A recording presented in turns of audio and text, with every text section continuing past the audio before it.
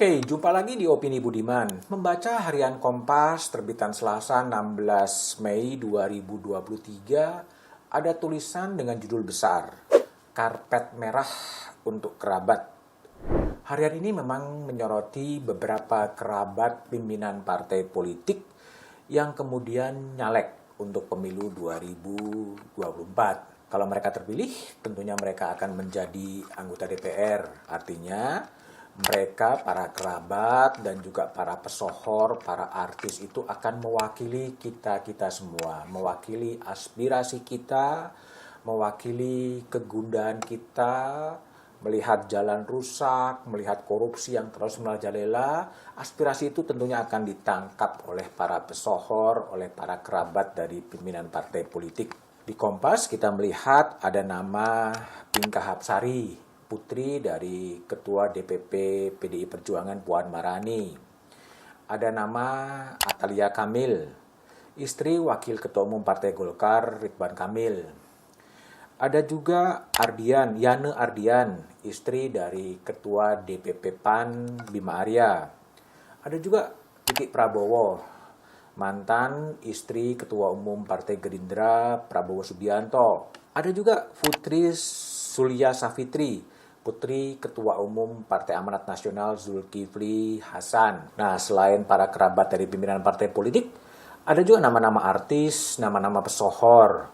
Saya coba kutip dari kompas.com, hampir semua partai politik menempatkan para pesohor artis sebagai daftar caleg.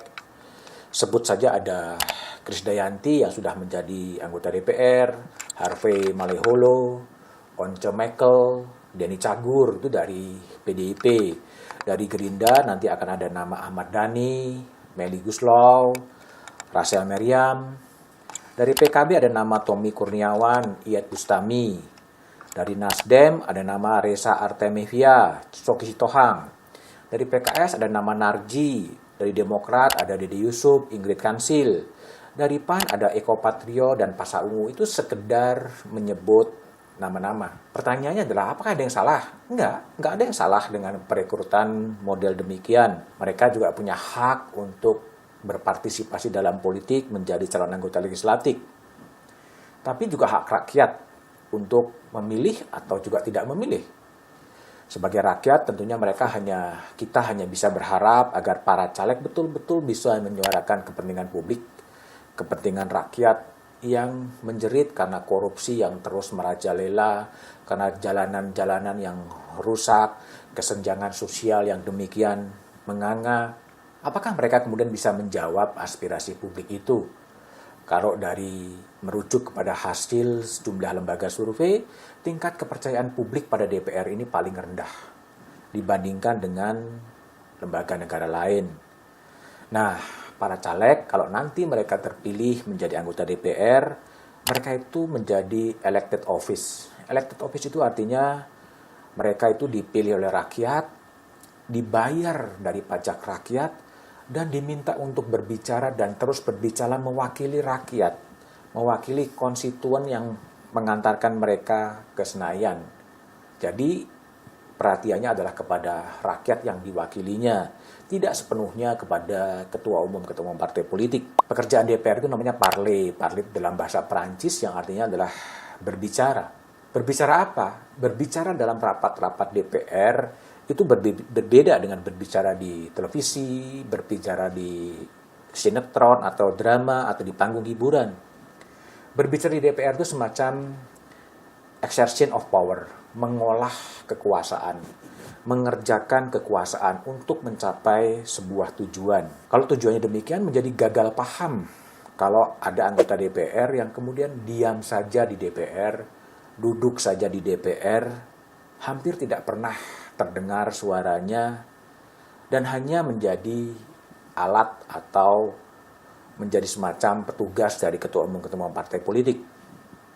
Anggota DPR juga harus punya kuasa wicara atau the power of speech untuk memperjuangkan kepentingan rakyat.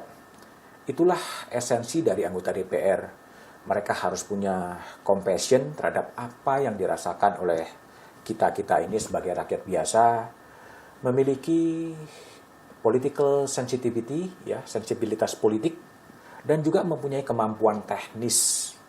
Jadi tidak mudah sebenarnya menjadi anggota DPR. Kemampuan teknis untuk menyusun anggaran, kemampuan teknis untuk membuat undang-undang, menjadi legal drafter, kemampuan juga untuk melakukan kontrol terhadap kekuasaan. Itu adalah pekerjaan-pekerjaan anggota DPR. Nah, kalau publik kemudian kecewa dengan anggota DPR, bagi saya wajar-wajar saja. Coba saja lihat menurut sejumlah lembaga survei tingkat kepercayaan publik terhadap DPR itu berada yang titik terendah. Coba lihat kasus Lampung.